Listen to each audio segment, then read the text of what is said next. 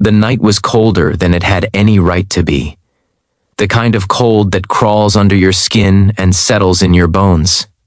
As the single father pulled the thin blanket tighter around his daughter, he heard a soft voice behind him whisper words he never expected to hear.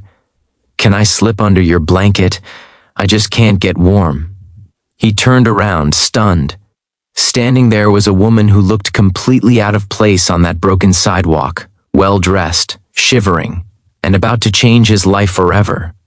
Before we begin, if you enjoy emotional, real-life inspired stories about kindness, humanity, and unexpected miracles, please subscribe to the channel, like this video, and share your thoughts in the comments.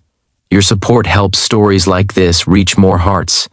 This is your channel name, and we're glad you are here. The man's name was Marcus Reed. He was 34 years old, a single dad, and doing everything he could just to survive. Life hadn't gone the way he planned. His wife had passed away 3 years earlier after a sudden illness, leaving him alone with their 6-year-old daughter, Lily. Marcus worked construction when jobs were available, but winter was always brutal. Work slowed. Bills piled up. One missed paycheck turned into 2, then 3. Eventually, rent notices turned into eviction papers. And just like that, Marcus and Lily found themselves living out of their old pickup truck.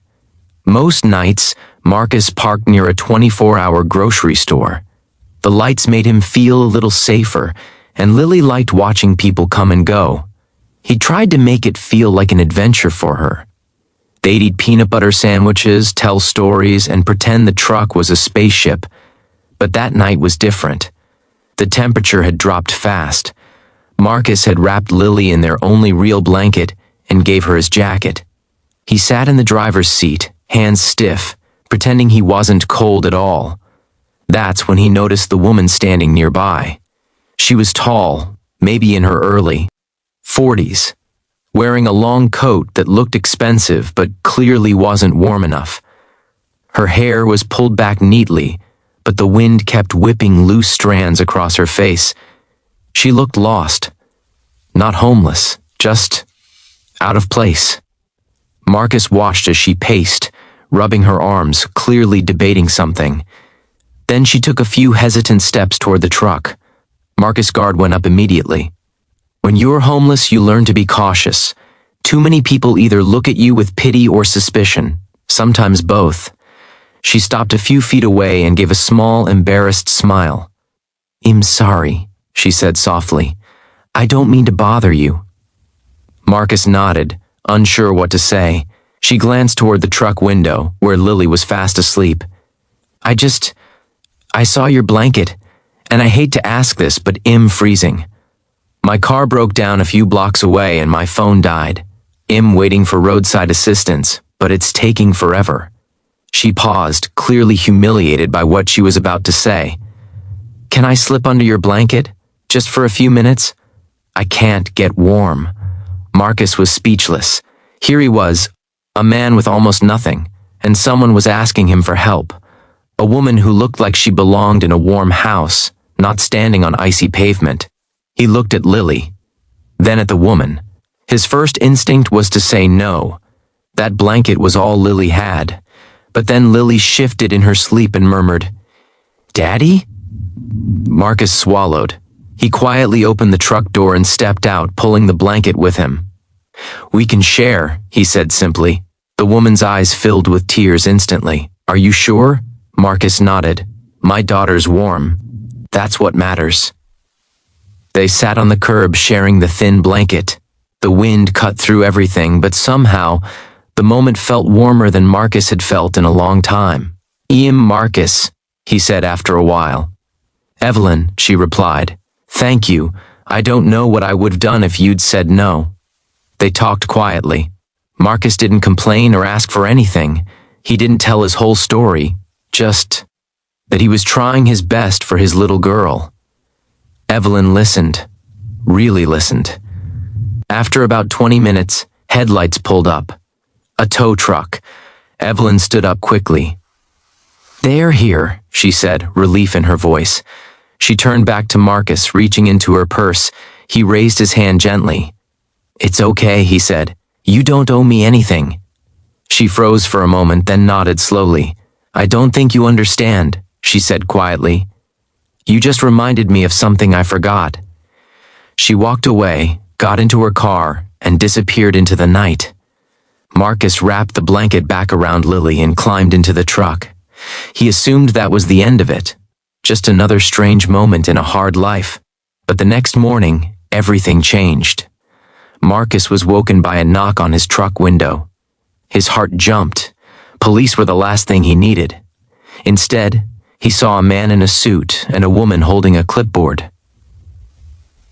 "Are you Marcus Reed?" the man asked. Marcus nodded cautiously. "My name is David," the man said. "We're here from Hartwell Industries." Marcus frowned, had never heard of it. The woman smiled warmly. "Our CEO, Evelyn Hartwell, asked us to find you." Marcus' breath caught. "CEO?" They explained everything. Evelyn Hartwell was the CEO of a major manufacturing company with locations across the country. She had grown up poor herself, but had climbed her way to the top. Somewhere along the way, success had made her forget what it felt like to be vulnerable. Until last night.